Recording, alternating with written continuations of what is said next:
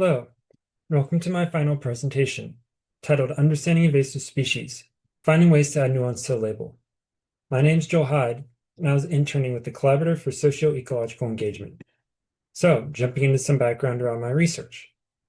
The concept of invasive species is widely used in environmental restoration. For those who don't know, invasive species are plants which are non-native and are often considered to possess qualities which make them harmful to an ecosystem. But this label can obscure the effect of colonialism on the environment and oversimplify ecological relationships. This is done through putting blame on plants instead of systems which brought them to an area, such as colonialism. The oversimplification of ecological relationships comes from the native/invasive plant binary, which ignores the diverse characteristics of plants, instead focusing on their place of origin. Indigenous perspectives, though, can offer a more nuanced approach to environmental restoration and stewardship. This comes from a mindset towards the natural world, which allows for developing reciprocal relationships with introduced plants and changing ecological conditions. Therefore, this research explores how invasive species management can move away from colonial binaries.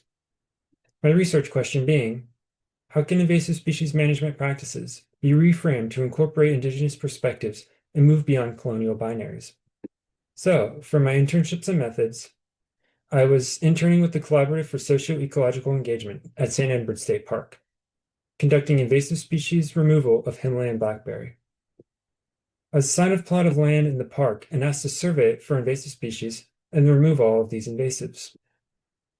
The invasive species on my plot was Himalayan blackberry, which had overgrown a large portion of it in huge growths.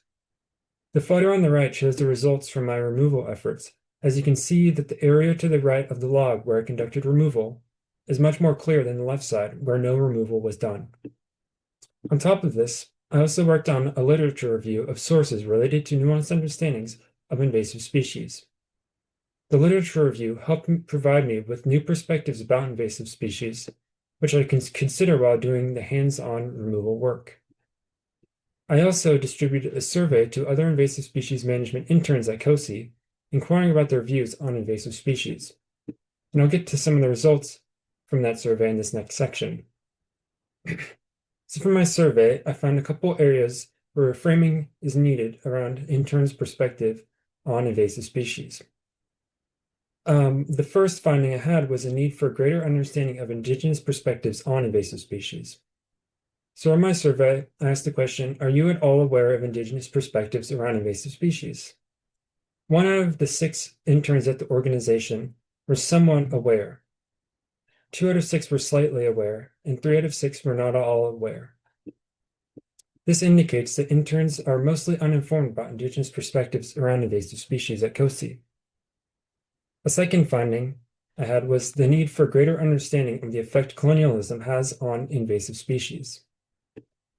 So, I asked the question, you often consider how colonialism may affect your attitudes towards invasive species, and had interns select their level of agreement. 1 intern somewhat agreed with the statement, whilst 2 were neutral and 1 didn't know, and 2 strongly disagreed with the statement. What this indicates is that interns largely don't consider the effect of colonialism on their understanding of invasive species. So moving on to the synthesis research I did through my literature review, I came across 2 findings which provide ways to add a more nuanced understanding of invasive species. The first being putting blame on the conditions that led to the plant becoming invasive in the first place. This can involve tracing back the history of plants to look at how they were introduced to an ecosystem and what conditions made this possible. Another way to add nuance can be focusing on the specific qualities of plants outside of the broad label of invasive.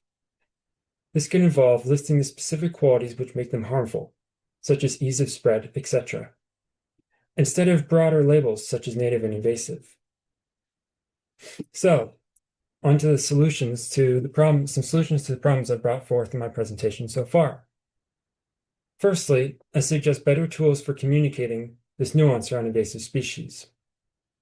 So for my internship, I created an informational guide to Himalayan blackberry as an attempt to bring more nuance to our understanding of the plant.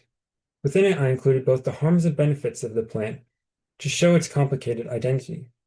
An example of its harm would be the way it can overgrow an ecosystem, crowding out space for other plants. And a benefit would be the berries they produce, which people love to pick and encourages them to interact with nature. This is all ultimately show that even though Himalayan blackberry is labeled as invasive, it is not inherently good or bad, but instead has a complex identity.